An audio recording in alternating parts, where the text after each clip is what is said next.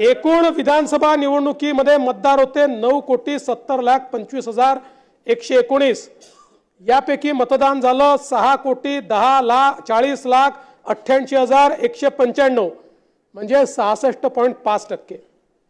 सकाळी 7 ते 9 मध्ये 6.61% म्हणजे 64,13,360।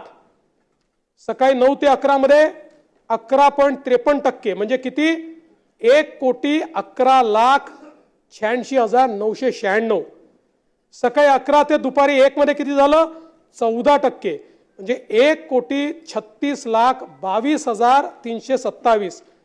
दुपारी 1 ते 3 मध्ये किती झालं 13.35% म्हणजे 1,29,52,853। दुपारी 3 ते 5 मध्ये किती झालं 12.69% म्हणजे 1,23,23,000